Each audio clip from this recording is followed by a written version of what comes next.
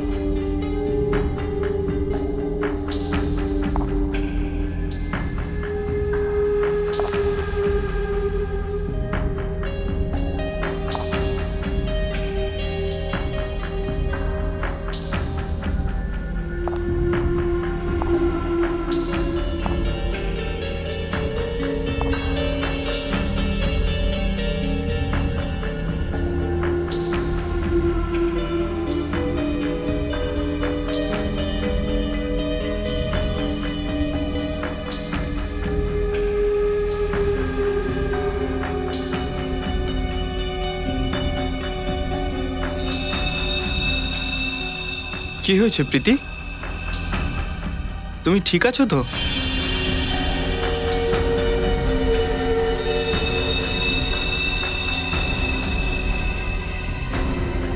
তুমি কিছু বলছো না কেন?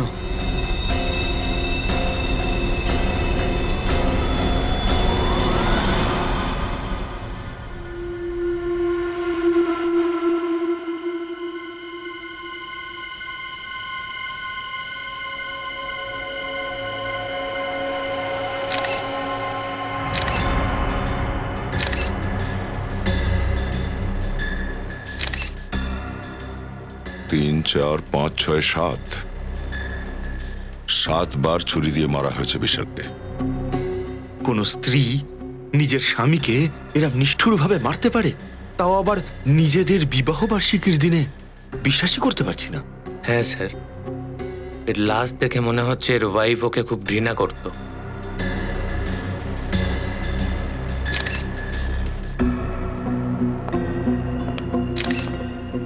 আপনারা কে হন বিশালের? আমরা বন্ধু ওর। বন্ধু? কবে থেকে চিনতে তোমরা বিশাল আর প্রীতিকে? স্যার আমরা ওদিকে কলেজের সময় থেকে চিনি স্যার। এদের দুজনের মধ্যে বোঝাপড়া, সম্পর্ক কেমন ছিল? স্যার ওরা একে অপরকে খুব ভালোবাসতো। আজ পর্যন্ত ওরা একে অপরের সাথে উঁচু আওয়াজে কোনোদিন কথাও বলেনি। আচ্ছা, তাহলে এমন কি ঘটে গেল যে প্রীতি এরকম নৃশংসভাবে বিশালকে মারলো? কিছু বুঝতে পারছি না স্যার, প্রীতি এরকম কি করে করতে পারে? স্যার বিশাল আজকে সকালবেলা খুব খুশি ছিল।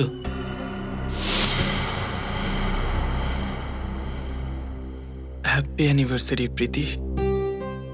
আমি দুনিয়ার সব থেকে লাকি মানুষ যে তোমার মতো একটা বউ পেয়েছি। আই উইশ যে তুমি প্রত্যেক জন্মে আমারই বউ হয়ে এসো। কি ব্যাপার কি গুরু, বউয়ের ছবি হাতে নিয়ে এরকম রোমান্টিক কথা বলছিস? আর যদি ওর সঙ্গে থাকতো তাহলে তো এই বাবু তো দেখছি একদম কবি হয়ে যেত রে। ভাই এগুলো কিন্তু একদম ঠিক না। দরজা নক করে আসা উচিত তো। আচ্ছা তোরা আমার সব কথা শুনে নিলি। আরে শুনে নিয়েছি তো, কি হয়েছে? তুই আমাদের কলেজের বন্ধু ভাই, একদম ছোট বয়সের বন্ধু। আর প্রীতিকে ইমপ্রেস করার পদ্ধতি আমাদের কি তুই জিজ্ঞেস করতিস? ভুলে গেলি? কিভাবে বলবো ভাই, আমার বর সাজা তো তোদের জন্যই সম্ভব হয়েছে। সেটা তো ঠিক, আর তাই জন্যে আজ আমাদের পার্টি চাই। হ্যাঁ পার্টি? হ্যাঁ, তোর ওয়েডিং অ্যানিভার্সারি পার্টি ভাই। ভাই প্রীতিকে একবার জিজ্ঞেস করতে হবে। কি বলছিস ভাই তুই? ওকে জিজ্ঞাসা করার কি দরকার আছে? আরে ওকে সারপ্রাইজ দিয়ে দিবি, ও খুশি হয়ে যাবে।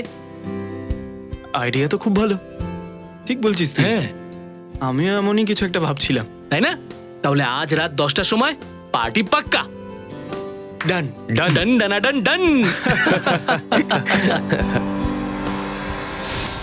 আর তারপর যখন আমরা ভেতরে এলাম তখন দেখলাম বিশাল মাটিতে পড়ে রয়েছে। আর প্রীতি অজ্ঞান অবস্থায় পড়েছিল। আর হ্যাঁ, ওর হাতে একটা চাকু ছিল, রক্ত লাগা।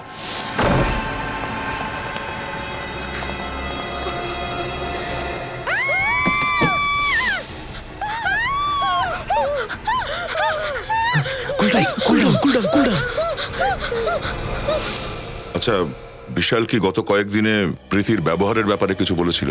যে ও কোনো ব্যাপার নিয়ে টেনশন করছিল, অথবা বিশালের ওপর কোনো কারণে ও খুব রেগেছিল? না স্যার, বিশাল কখনো এরকম কিছু বলেনি। হ্যাঁ স্যার, কিন্তু এটা বলছিল যে আজকালও প্রীতিকা সেরকম টাইম দিতে পারছিল না। অ্যাকচুয়ালি কাজে খুব বিজি ছিল। শেষবার তোমরা কখন কথা বলেছিলে প্রীতির সাথে? আজ সন্ধেবেলায় আমি কথা বলেছিলাম ওর সাথে। ও খুব হ্যাপি ছিল, খুব খুশি ছিল।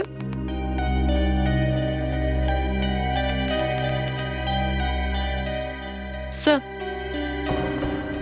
প্রীতি, প্রীতি, প্রীতি, কি হয়েছিল এখানে? প্রীতি, তুমি ঠিক আছো তো? আমার কথা কি শুনতে পাচ্ছ তুমি? স্যার, মনে হচ্ছে শক পেয়েছে। স্যার, মেয়েটা আবার অ্যাক্টিং করছে না তো আঘাত পাবার? শ্রেয়া, একটা কাজ করো, একে বিউরোতে নিয়ে চলো। বিনীত, আশেপাশের লোকজনের কাছে খোঁজ করো যে প্রীতি আর বিশালের মধ্যে রিলেশন কেমন ছিল। আর ফ্রেডি, এদের সমস্ত বন্ধুদের নাম আর অ্যাড্রেস নিয়ে নাও, আর ওদেরকে বলে দাও যতদিন না এই কেসটা সলভ হচ্ছে ওরা কেউ যেন শহর ছেড়ে না যায়। স্যার, এই প্রীতি তো কিছু বলতে রাজি হচ্ছে না। মনে হচ্ছে নিজের স্বামীর মৃত্যুতে খুবই শক পেয়েছে মেয়েটা। কি আবার শখ স্যার? ও তো নিজের হাতেই নিজের স্বামী বিশালকে খুন করেছে। হ্যাঁ সচিন, কিন্তু এমন কিছু আছে যেটা একে অন্য খুনিদের থেকে আলাদা করে রেখেছে। বিশালকে খুন করার পরে পালাবার চেষ্টা কিন্তু করেনি, আর কোনো বাহানাও দিচ্ছে না। বিশালের মৃত্যুর পর থেকে এখনো পর্যন্ত এর মুখ থেকে একটা শব্দও বেরোয়নি, এক ফোঁটা জলও খায়নি এখনো। বোঝা যাচ্ছে না আর মাথার মধ্যে কি চলছে। কি ব্যাপার ভাই, তোমরা খুব টেনশনে আছো দেখছি। টেনশনেরই ব্যাপার স্যার। কেন টেনশনে কি আছে? এই কেসটা তো খুব সহজ ছিল ভাই। খুনি নিজে নিজেই ধরা দিয়েছে, তোমাদের দৌড়াদৌড়ি করার দরকারই হয়নি। ডক্টর, যতক্ষণ না খুনি নিজের অপরাধ স্বীকার করছে আমরা কিছুতেই নিশ্চিন্ত হতে পারছি না। আর এই প্রীতি, এ তো কোনো কথাই বলছে না আদৌ। দাঁড়াও দাঁড়াও, এই প্রীতি কিছু বলুক বা না বলুক, আমি তোমাদের কিছু বলবার জন্য এসেছি। প্রীতির মনের মধ্যে ও স্বামীর প্রতি ভীষণ ঘৃণা ছিল। ঘেন্না? কিন্তু স্যার, এদের বন্ধুরা তো বললো যে এরা একে অপরকে খুব ভালোবাসতো, লাভ ম্যারেজ ছিল। লাভ ম্যারেজ ছিল কি অ্যারেঞ্জ ম্যারেজ ছিল সেটা আমি জানি না, কিন্তু বিশালের শরীরের মধ্যে যে ছুরির আঘাত ছিল তা থেকে পরিষ্কার বোঝা যায় যে প্রীতির মনের মধ্যে বিশালের প্রতি ভয়ঙ্কর ঘৃণা ছিল, যেখানে সেখানে ছুরির আঘাত করেছে। আমার তো মনে হচ্ছে বিশালের মৃত্যুর পরও প্রীতি ওকে ছুরি দিয়ে আঘাত করেছে। এতটা ঘৃণা? প্রীতি, তুমি বিশালকে খুন কেন করেছো? হ্যাঁ, ওকে তোমাকে মারধর করতো, নাকি তোমাকে ডিস্টার্ব করতো, নাকি অন্য কাউকে ভালোবাসতো? বলো প্রীতি, তোমাকে উত্তর দিতেই হবে। এমন কি ঘটনা ছিল যার জন্য তুমি এতটা ঘৃণা করতে? ঘৃণা নয়, ভালোবাসতাম আমি ওকে, আর এখনো বাসি। ওর মৃত্যুতে আমি কি হারিয়েছি সেটা আপনারা বুঝতেও পারবেন না। আর এমনিতেও বিশাল চলে যাওয়ার পর আমার বেঁচে থাকা কোনো মানেই নেই। যদি তুমি এতই ভালোবাসতে বিশালকে, তাহলে ওকে মারলে কেন? কি লাভ? এমনিতেও আপনারা তো সিআইডি, আমার কথা আদৌ বিশ্বাস করবেন? বিশ্বাস করব কিনা সেটা আমাদের উপর ছেড়ে দাও। আগে বলো, বিশালকে কেন মেরেছো? আমি জানি না সেদিন কি হয়েছিল। আমার বিশালের উপর খুব রাগ হচ্ছিল, আর আমি কোনো কিছু না ভেবেই মেরে ফেললাম। কেউ কাউকে এমনি এমনি 7 বার ছুরি মারে না প্রীতি। আমি বলেছিলাম না আপনারা আমার কথা বিশ্বাস করবেন না। আর এমনি তো আমি কোনো কথা বলতে চাই না। আমাকে ফাঁসি দিন আপনারা, আমি বাঁচতে চাই না। আমাকে ফাঁসি দিন আপনারা, আমি বিশালকে ছেড়ে বাঁচতে পারবো না। আমার মনে হচ্ছে এই মেয়েটার মনে কোনো প্রবলেম আছে। কি প্রবলেম স্যার? সেটা তো ঠিক বুঝতে পারছি না, কিন্তু আমার মনে হচ্ছে খুন করবার সময় এই মেয়েটির মস্তিষ্ক কন্ট্রোলে ছিল না। স্যার, খুন করার সময় তো কোনো খুনেরই মস্তিষ্ক ঠিকঠাক কাজ করে না। আমার মনে হচ্ছে এই মেয়েটা মিথ্যা কথা বলছে।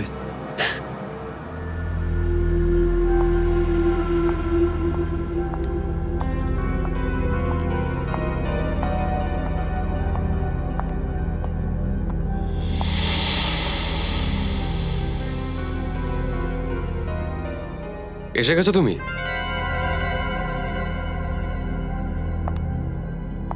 ফোনটাও ধরছিলে না।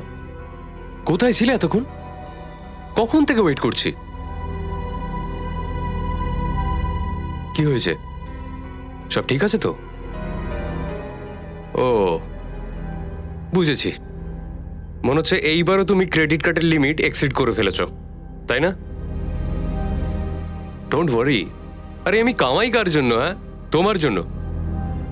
এখন অনেক লেট হয়ে গেছে, যাওয়া যাক, ঠিক আছে?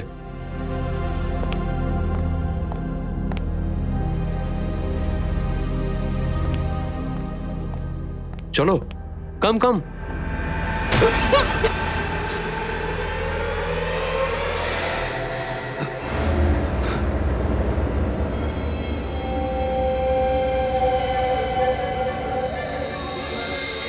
মুক্তা, এটা কি করলে তুমি?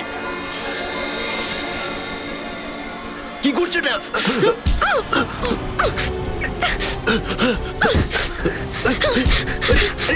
কি করছো? দাঁড়াও, আরে কি করছো?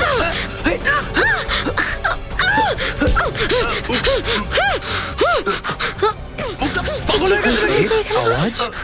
আওয়াজ কেন? ছাড়ো আমাকে! গার্ড! সিকিউরিটি!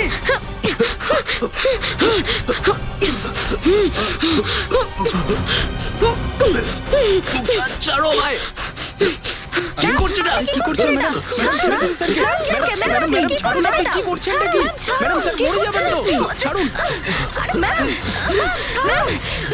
ঠিক আছেন তো? মুক্তা, এটা কি করছো তুমি? পাগল হয়ে গেছো? কি হয়েছে তোমার?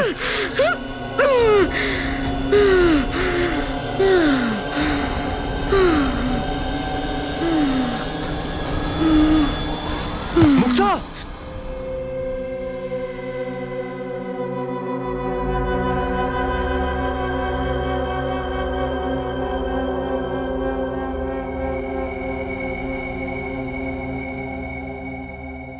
মুক্তা, কেমন আছো এখন? আমাকে ক্ষমা করে দাও চেতন। কি জানি আমার কি হয়ে গেছিল, সে আমি তোমার সাথে এরকম ব্যবহার করেছি, তোমাকে আঘাত করেছি আমি। আরে কিছু আঘাত হয়নি আমার। দেখো দেখো, একদম ঠিক আছি আমি। হ্যাঁ, কিন্তু মুক্তা, আপনি এরকম করেছিলেন কেন? আপনার এরকম হঠাৎ রেগে যাওয়ার কারণ? আমি তো নিজেই অবাক হয়ে গেছি স্যার। আমার তো কখনো রাগ হয়ই না স্যার। আর তাছাড়া অকারণে এত রাগ কি করে হলো আমার, আমি তো নিজেই বুঝতে পারছি না স্যার। মুক্তা ঠিক বলছে স্যার। আমি ওকে আজ পর্যন্ত উঁচু গলায় কারোর সঙ্গে কথা বলতে দেখিনি। রাগ হওয়া তো অনেক দূরের ব্যাপার।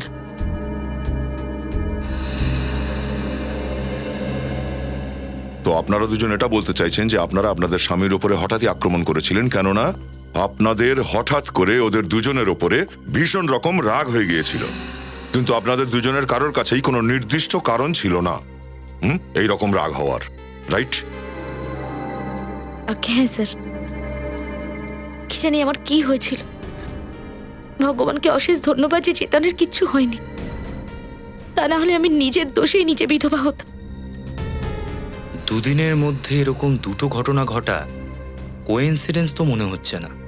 নিশ্চয়ই কোনো বড় কারণ আছে এর পেছনে, যা আমরা এখন বুঝতে পারছি না। আর এই বিষয়ের গভীরে পৌঁছতে হলে আমাদের এটা জানা ভীষণ জরুরি যে ওই দিন আপনারা ঠিক কি কি করেছিলেন। স্যার, সেদিন বিশাল আমাকে সকালে ঘুম থেকে তোলে, আমার জন্য ব্রেকফাস্ট বানায়, আমাকে খুব প্যাম্পার করছিল, কারণ আমাদের অ্যানিভার্সারি ছিল সেদিন। তারপর ও অফিসে চলে যাওয়ার পর আমি তৈরি হয়ে বাজারে গিয়েছিলাম। সেখান থেকে আমি বিশালের জন্য অ্যানিভার্সারি গিফট কিনলাম। ও মিউজিক খুব ভালোবাসতো, তাই আমি ওর জন্য স্পিকারস নিয়ে এসেছিলাম। আর তারপর আমি বাড়িতে ফিরে আসি।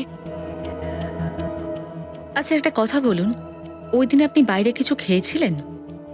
না, আমি লাঞ্চ বাড়িতেই করেছিলাম। আচ্ছা, তারপরে কি হলো? সেদিন যখন আমি বাড়িতে ফিরে আসি, তখন দরজার বাইরে একটা গিফট পার্সেল দেখলাম, আর ওটার মধ্যে লাল রঙের জুতো ছিল, যাতে বিশাল একটা নোট লিখেছিল, হ্যাপি অ্যানিভার্সারি।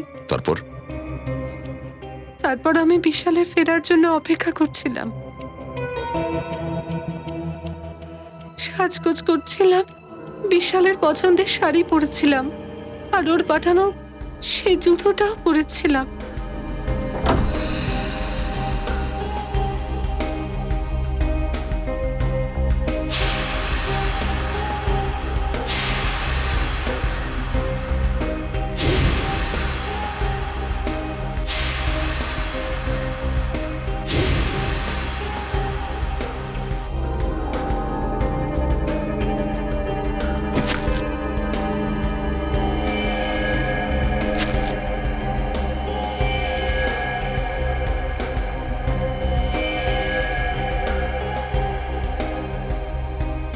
আর যখন ও বাড়িতে ফিরে এলো তখন আমি আর মুক্তা দেবী, আপনি কি করেছিলেন সেদিন? সকালবেলায় আমি আর চেতন বাড়ি থেকে বেরিয়ে যাই, ওর অফিসে চলে যায়, আর আমি ব্যাংকের কাজ শেষ করে মার্কেটেই ঘোরাফেরা করি। তারপর আমি একটা জুতোর দোকানে গিয়েছিলাম। এটা একদম নতুন স্টক ম্যাম, আপনার খুব পছন্দ হবে। এটা তো খুব সুন্দর দেখতে, কিন্তু এটা কি রেড কালারের হবে? না ম্যাডাম, লাল কালারের জুতোটা আউট অফ স্টক। আসলে আমি পার্টিজেন আর ওই লালটাই পছন্দ করি, আনিয়ে দিন না আরে আমাকে। নিশ্চয়ই ম্যাডাম, আপনার জন্য কেন আনাবো না? আমাকে সন্ধ্যা পর্যন্ত টাইম দিন, লাল কালারের জুতোটা আমি আপনার বাড়ি পর্যন্ত পৌঁছে দেবো। ঠিক আছে, কিন্তু প্লিজ 4টের মধ্যে পাঠিয়ে দেবেন, হ্যাঁ? ওকে। ওই জুতোটা পরেই আমি চেতনের অফিসে যাই, আর তারপর অফিসে। আচ্ছা, এটা বলুন যে আপনি বাইরে কিছু খেয়েছিলেন কি? আগে হ্যাঁ, আমি আর চেতন লাঞ্চটা বাইরেই করেছিলাম। পূরবী, এদের দুজনকে ভেতরে নিয়ে যাও। আসুন।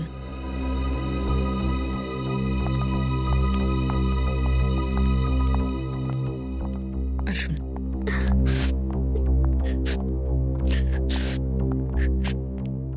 স্যার, দুটো গল্পতেই একটা জিনিস কিন্তু কমন, লাল জুতো। হ্যাঁ রজত, কিন্তু ওই লাল জুতোতে কি এমন থাকতে পারে? কিন্তু স্যার, প্রীতিকে ওই লাল জুতোর হাজবেন্ড গিফট করেছিল, আর মুক্তাকে ওই দোকানদার হোম ডেলিভারি দিয়েছিল। হ্যাঁ বিনীত, কিন্তু এই লাল জুতোই একমাত্র সূত্র যেটা এই দুটো কাহিনীকে একসঙ্গে জুড়ে দিচ্ছে।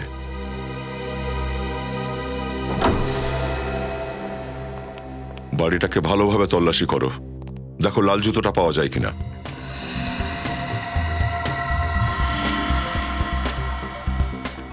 নিখিল, তুমি ভেতরটা দেখো, আমি এখানে দেখছি। স্যার,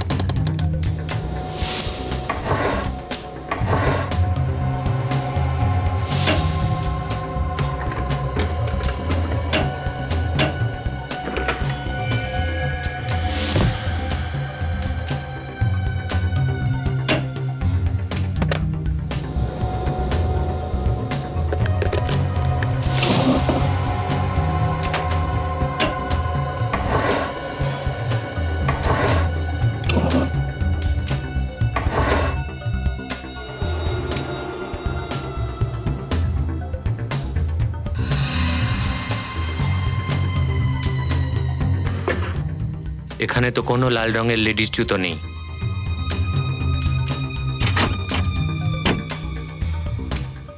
স্যার, স্যার জুতো ভেতরে নেই। এখানেও নেই। চেতন, জুতোটা কোথায়? এখানেই তো থাকার কথা স্যার। এখানেই থাকার কথা তো আছে কোথায়? হ্যাঁ ফ্রেডি। না স্যার, এখানেও নেই। স্যার, বেডরুমেও জুতো পেলাম না। স্যার, এখানেও পাওয়া গেল না।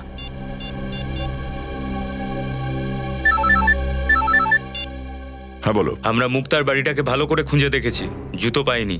তার মানে একদম পরিষ্কার যে গন্ডগোল সবই জুতোতেই, আর তাই আমাদের পৌঁছানোর আগে খুনি নিজে ওই জুতো সরিয়ে ফেলেছে। এই লাল জুতো গেল তো কোথায় গেল? স্যার, এই ছেলেটাই মুক্তা ম্যাডামের বাড়িতে এই গেছিল জুতো দিতে। স্যার, আমি কিছু জানি না, আমি তো শুধু জুতোটা দিয়ে চলে এসেছি। ভালো করে ভেবে বল, যখন তুই মুক্তাকে জুতোটা দিতে গেছিলি তখন রাস্তায় কিছু হয়েছিল? হয়তো তুই কিছুক্ষণের জন্য জুতোটাকে কোথাও রেখেছিলি, বা কেউ ওটাকে বদলে দিয়েছিল, কিছু আলাদা, কিছু অদ্ভুত, যা কিছু।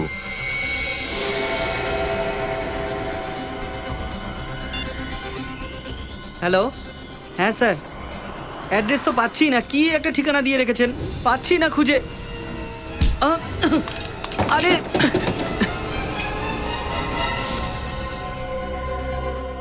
স্যার, এটা মানে হলো যে লোকটা ওর সাথে ধাক্কা মেরেছে সে জুতোটা বদলে নিয়েছে।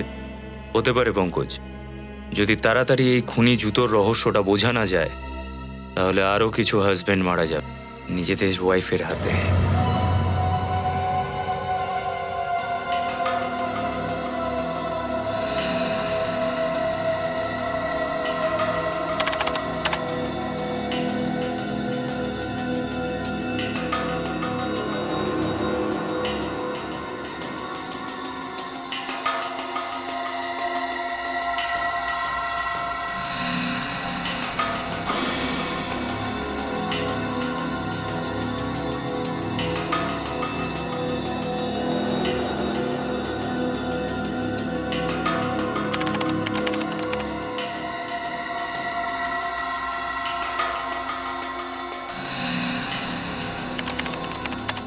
আপনারা এবার উঠতে পারেন।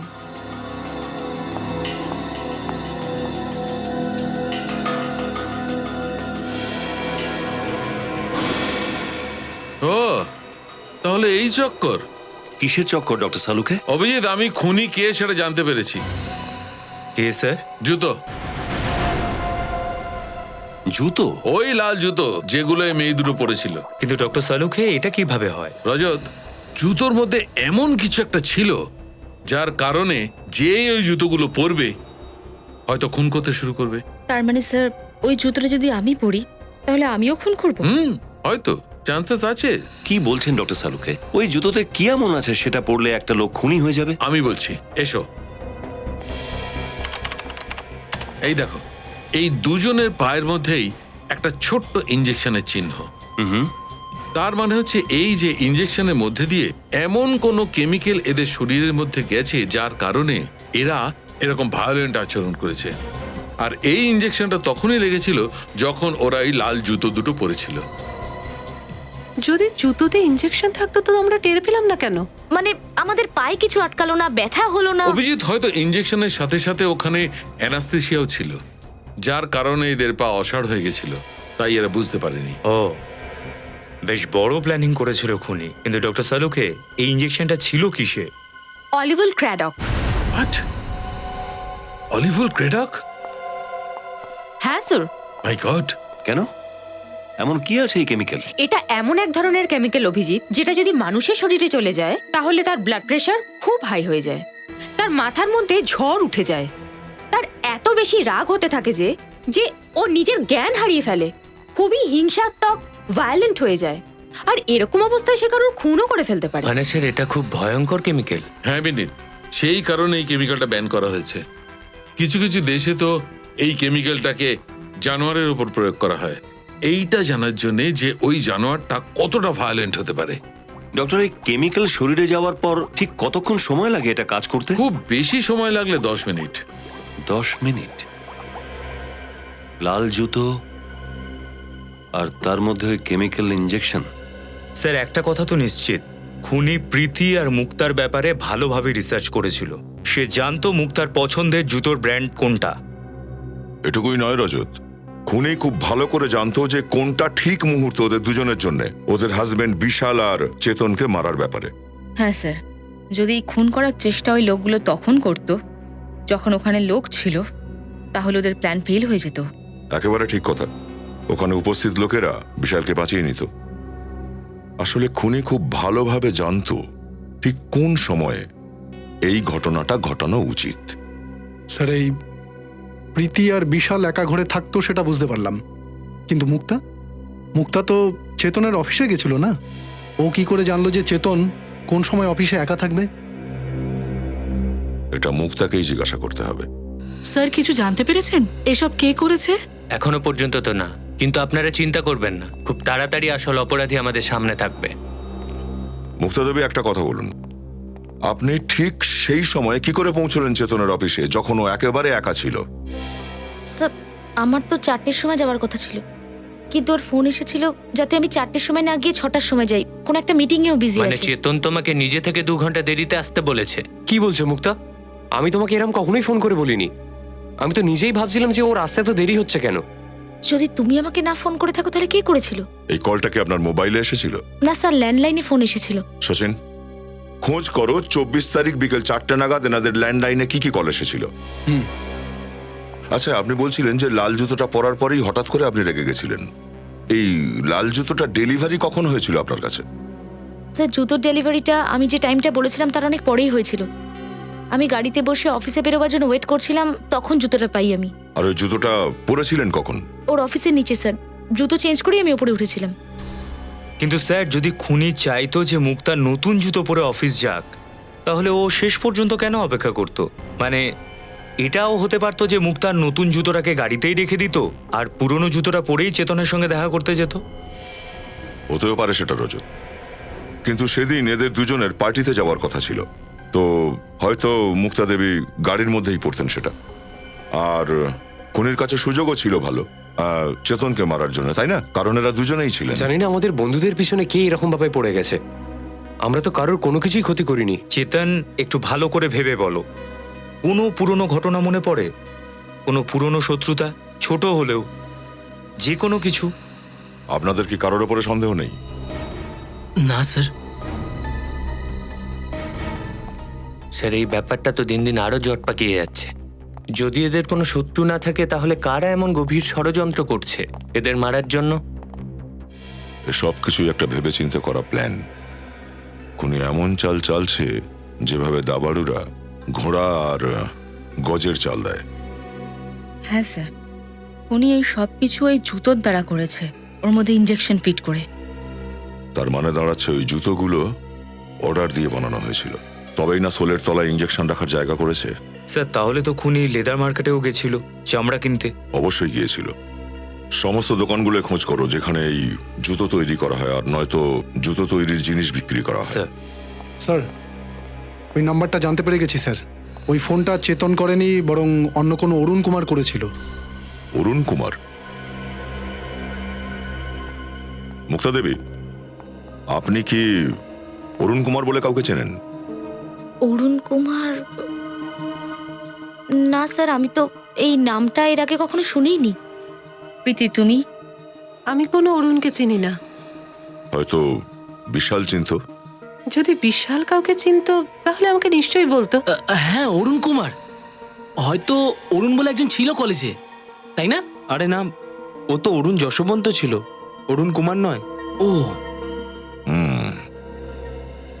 আপনাদের মধ্যে কেউই অরুণ কুমারকে চেনেন না, অথচ সে আপনাদের প্রত্যেককে চেনে। বিশালকে কেন মেরেছো তুমি? মেরেছি মানে স্যার? বিশাল? কোন বিশাল স্যার? এই যে বিশাল। এবার কিছু মনে পড়লো? না স্যার, এই লোকটাকে তো আমি প্রথমবার দেখছি। আচ্ছা, একে তো নিশ্চয়ই চেনো তুমি। না স্যার, ইনি আবার কে? এ হলো চেতন। চেতন সেজে ওর ওয়াইফকে ফোন করো আর বলছো যে চেতনকেই চেনো না। অদ্ভুত। স্যার, আমি অন্য কারোর ওয়াইফকে কেন ফোন করতে যাব যখন আমার নিজের স্ত্রী আছে ফোন করার জন্য? মিথ্যে বলো না। ফোন রেকর্ড থেকে আমরা জানতে পেরেছি যে কাল বিকেল 4টের সময় তুমিই মুক্তাকে ফোন করেছিলে। মুক্তা? স্যার, এর মধ্যে কাউকে আমি চিনি না। স্যার, এ আবার কে? কিন্তু আবার 4টের সময়? হ্যাঁ স্যার, 1 মিনিট। আমি কালকে বিকেলে 4টের সময় বাজারে গিয়েছিলাম। একজন লোক আমার কাছ থেকে ফোন চেয়েছে কল করবে বলে। একটা লোককে দিয়েছিলে ফোন কল করার জন্য? ভালোই তো গল্প বানাতে পারো। স্যার, আমি গল্প বানাচ্ছি না। আপনি নিজে একবার ভাবুন, যদি অপরাধ করার থাকতো তাহলে আমি আমার নিজের ফোনটা কেন ব্যবহার করতাম? কোনো পিসিও বা অন্য কারোর ফোন থেকে কল করতে পারতাম না বলুন? ওই লোকটার চেহারা মনে আছে তোমার, যে তোমার কাছ থেকে ফোনটা চেয়েছিল? না স্যার, একটু তাড়াহুড়োয় ছিলাম তাই লক্ষ্য করিনি স্যার আমি। ঠিক আছে, যদি তোমার এই গল্পটা মিথ্যে হয় তাহলে তুমি তোমার ছেলে মেয়েদের গল্প শোনানোর যোগ্য থাকবে না।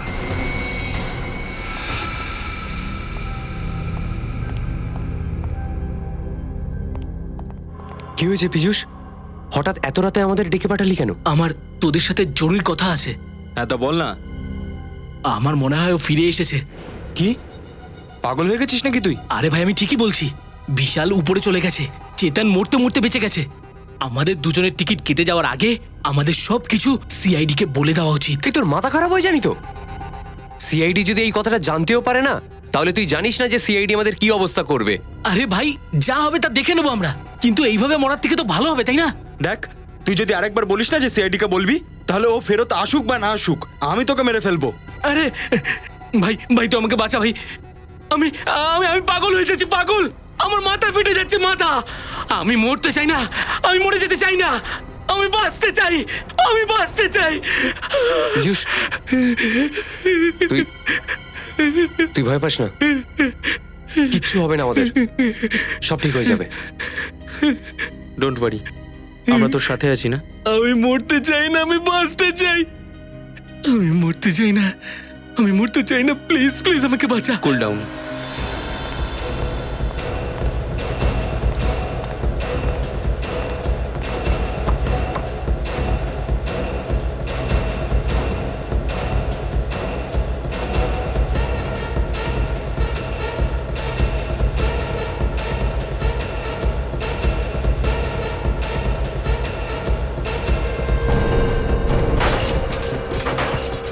বিগত কিছুদিনের মধ্যে কেউ লাল রঙের চামড়া কিনতে এসেছিল মেয়েদের জুতো বানানোর জন্য? এরকম তো কেউ এখানে আসেনি স্যার। স্যার এসেছিল, ম্যানেজার বাবুর সাথে দেখা করেছিল, খুব কম লেদার চাইছিল, তাও ওই লাল রঙেরই বেশি চাইছিল। কে ছিল? চেহারাটা মনে আছে? আমার তো মনে নেই স্যার, কিন্তু ম্যানেজার বাবুর মনে থাকবে। ম্যানেজার কোথায়? ম্যানেজারকে ডাকো একটু। ম্যানেজার সাহেব তো ছুটিতে। ছুটিতে? ছুটিতে? ফোন লাগাও ওকে, বলো সিআইডি ব্যুরোতে ডেকেছে স্কেচ বানানোর জন্য। Welcome to Bitten world, how may assist you? নতুন ফ্ল্যাটের জন্য একটা স্ট্যান্ড ফ্যান আর কুলার নেব। এই পচা গরম থেকে একটু স্বস্তি চাই। বাজার চলতে সব ব্র্যান্ড আর ভরসাযোগ্য নয়। তার জন্য তো আমাদের ফ্যান আছে, all purpose bullet table fan, ceiling fan. আমাদের সিলিং ফ্যান কিন্তু 30 মাসের ওয়ারেন্টি সহ পাওয়া যায়। আছে ফারাটা 2 বছরের ওয়ারেন্টি, 17 থেকে 20 মিটার এয়ার ফ্লো, মধ্যবিত্তের সাধ্যের মধ্যে একমাত্র ভরসাযোগ্য ব্র্যান্ড বিটেন। আমাদের কুলারের কিন্তু অনেক range, 45 litres, 50 litres, 70 litres, 90 litres, 110 litres. Honeycomb সহযোগে বিটেনের সব কুলারের ওয়ারেন্টি 1 বছর। চেনা হাওয়ায় অচেনা অনুভূতির জন্য একমাত্র আদর্শ বিটেন। গরমে স্বস্তি পেতে বিটেনের ফ্যান হোক বা কুলার আজই আনুন বাড়িতে। Beaten, digitally years.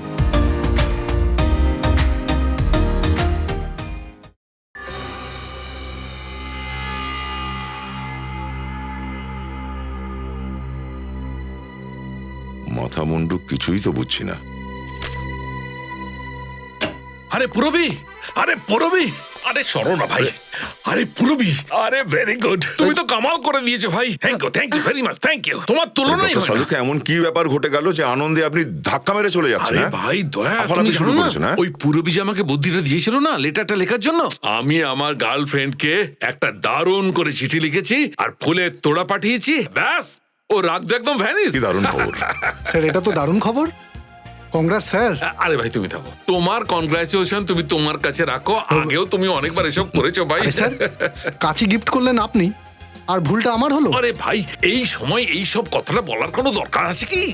আমি বলেছিলাম না স্যার যে আপনার লেখা চিঠি পেয়ে উনি খুশি হয়ে যাবেন। ভেরি গুড, আরে তুমি তো দারুণ কাজ করেছো।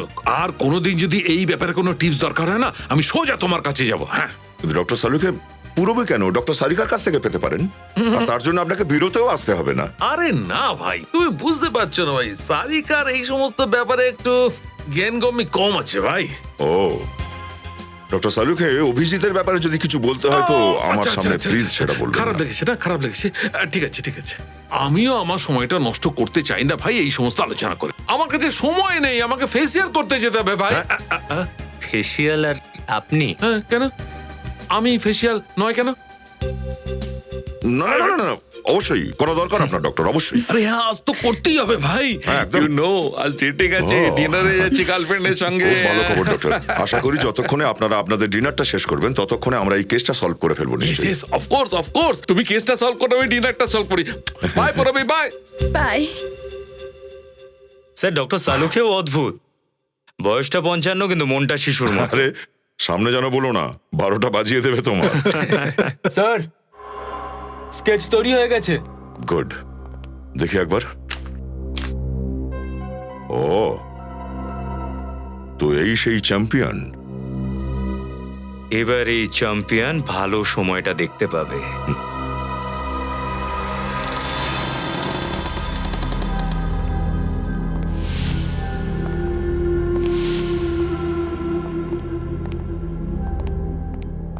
দেখো কোথায় লুকিয়ে বসে আছে।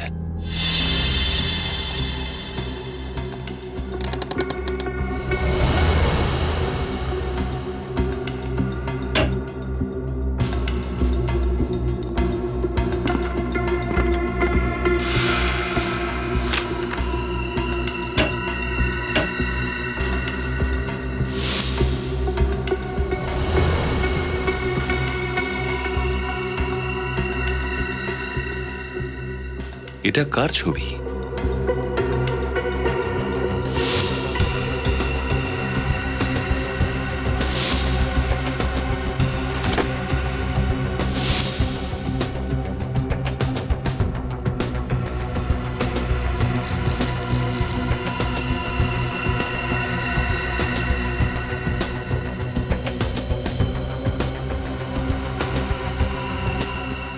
স্যার, হ্যাঁ পুরবি, স্যার স্যার এখানে নিডল আর সিরিঞ্জ পাওয়া গেছে। আর এই হলো সেই কেমিক্যাল যেটা জুতোয় ব্যবহার করা হয়েছিল। আর এই হলো সেই জিনিস যেটা পাকে অসাড় করতে জুতোয় দেওয়া হয়েছিল। স্যার এখানে এই লাল জুতোও রয়েছে। আর এই হলো ইনজেকশন।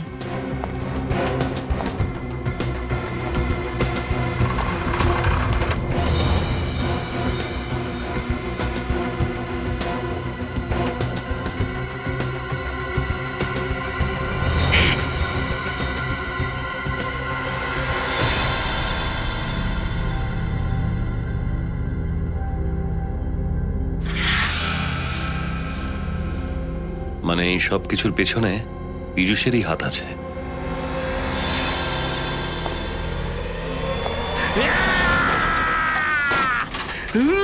মনে হচ্ছে পীযূষ একেবারে প্রথমে নিজের উপরেই এটা পরীক্ষা করে। স্যার, রবি সবকিছু উঠিয়ে নাও। বিনীত। হ্যাঁ স্যার।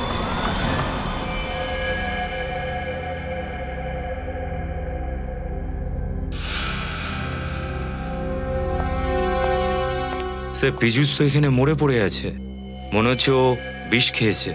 ও মাই গড। স্যার আমার তো মনে হচ্ছিল এই সবাইকে মারছে, তাহলে এই পীযূষকে কে মেরে দিল? তার মানে এই লোকটার সঙ্গে অন্য কোনো লোক মিলেছিল? স্যার এই দেখুন, ওর পকেট থেকে এই চিঠি একটা। কি কি লিখেছে? আমি বিশালে খুন করিয়েছি আর চেতনের উপর হামলাও করিয়েছি। ঘৃণা করতাম আমি আমার বন্ধুদের। কলেজ থেকেই চেতন, ধীরাজ, বিশাল আমাকে বিরক্ত করত আর বিজনেস পার্টনার হওয়ার পরেও আমাকে অধিকার দিত না। তাই রেগে গিয়ে আমি ওদের উপর প্রতিশোধ নিতে চেয়েছিলাম, যদি সিআইডি আমার ব্যাপারে জানতে পেরে যায়। তাই আমি আত্মহত্যা করছি। পীযূষ। আশ্চর্য ব্যাপার স্যার, যদি অপরাধী জানে যে একদিন না একদিন সে ধরা পড়বেই, তাহলে অপরাধ করে কেন? আর এ তো সিআইডির ভয়ে আত্মহত্যাই করে নিল। বিষয়টা আমার মাথায় ঢুকছে না বিনীত। এই লোকটা নিজের বন্ধুদের উপর প্রতিশোধ নিতে চাইছিল, এত লম্বা একটা প্ল্যানিং করলো প্রতিশোধ নেওয়ার জন্য, আর এর প্রতিশোধ নেওয়াটা এখনো সম্পূর্ণ হয়নি। ভয়ের চোটে আত্মহত্যা করবে কি? স্যার ওর হাত আর পায়ের উপর এই চিহ্নগুলো দেখুন। দড়ি দিয়ে বাঁধার চিহ্ন? পীযূষকে বেঁধে রাখা হয়েছিল? তাই তো মনে হচ্ছে স্যার, কিন্তু ও যখন বিউরোতে এসেছিল তখন কোনো চিহ্ন ছিল না। আর এই চিহ্নগুলো বেশ গভীর, মনে হয় অনেক দিন ধরে বেঁধে রেখেছিল ওকে। পীযূষকে বেঁধেও রাখা হয়েছিল, আর পীযূষ বিউরোতেও। এখন কিছু কিছু মাথায় ঢুকছে। ডাক্তারবাবু, আমি আমি ঠিক হয়ে যাব তো? তুমি একদম চিন্তা করো না, তুমি যেরকম আগে ছিলে ঠিক সেরকম হয়ে যাবে। এবার আমি ইঞ্জেকশন দেবো, তুমি ঘুরে যাও।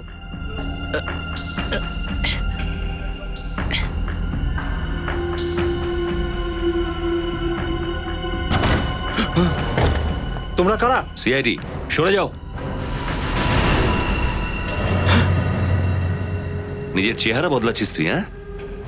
চেহারা পীযূষেরই হোক আর অমিতেরই, পরিণতি তো ফাঁসি। এসব কি বলছেন কি আপনারা? এরকম কোনো ব্যাপার নেই, যেতে দিন আমাকে। কোথায় চললি? নিজের মুখটা বদলাবি না? হ্যাঁ, আমি পীযূষ নই, অমিত, আমি অমিত। অমিত? এটাই তোমার আসল মুখ, তাই তো? এবার বলো অমিত বাবু, কেন মারলে তোমার বন্ধুদের তুমি? হ্যাঁ, বন্ধু? বন্ধুর নামে ওরা কলঙ্ক ছিল, কলঙ্ক। কেন? এমন কি করেছিল ওরা তোমার সাথে? ওদের জন্য আমি খুনি হয়েছিলাম। আমি নিজের হাতে স্বপ্নাকে খুন করেছিলাম। কে স্বপ্না? স্বপ্না আমার প্রেমিকা। কলেজে পড়ার সময় আমরা একে অপরকে খুব ভালোবাসতাম। একদিন স্বপ্না বিশাল, পীযূষ, চেতন ও ধীরজকে এক্সাম পেপার চুরি করতে দেখে ফেলে। তারপরও হুমকি দেয় যে ও সবকিছু প্রিন্সিপালকে বলে দেবে। তারপর ওরা চারজন ওকে খুন করার প্ল্যান করে। কিন্তু স্বপ্না তো তোমার গার্লফ্রেন্ড ছিল, ওর বলাতে তুমি স্বপ্নাকে খুন করে ফেললে কেন? কারণ ওরা চারজন আমাকে মিথ্যে কথা বলেছিল যে স্বপ্না নাকি আমাকে ধোঁকা দিচ্ছে। ওই চারজন খুব ভালো করে জানতো যে আমি আমার রাগকে কন্ট্রোল করতে পারি না। সেই জন্য সত্যি কথাটা না জেনে আমি স্বপ্নাকে খুন করে ফেলি। তারপর যখন তুমি সত্যিটা জানতে পারলে, তখন তুমি এক এক করে প্রত্যেকের উপর প্রতিশোধ নিতে থাকলে। হ্যাঁ, ওই ডাক্তারবাবু আমাকে সাহায্য করেছিলেন। উনি আমাকে পীযূষের মুখটা দিয়েছিলেন, যার সুযোগ নিয়ে আমি আমার প্ল্যানটাকে সাকসেসফুল করি। আর পীযূষকে 1 বছর বন্দি করে রেখেছিলাম। আর আমিও এটাই চাইছিলাম, ওদের চারজনের খুনের কারণও সেই রাগই হোক যে কারণের জন্য আমার স্বপ্নার মৃত্যু হয়েছিল। সেই জন্য আমি জুতোতে ইনজেকশন লাগিয়ে দিই। প্ল্যানটা তো সত্যি খুব ভালো বানিয়েছিলে, কিন্তু একটা ভুল করে ফেলেছ। পীযূষের ফোন থেকে শেষ কলটা ডাক্তারবাবুকে করে ফেলেছিলে। স্বপ্নার খুন করেছো তুমি, কিন্তু আফসোস আর কান্নার পরিবর্তে নিজের বন্ধুদেরও মেরেছ। তোমার তো ফাঁসি হবে। আর ডাক্তারবাবু, আপনি পয়সার লোভে বিক্রি হয়ে গেলেন। আপনি আর এর বাকি বন্ধুদের হিসেব এখন আদালতই করবে।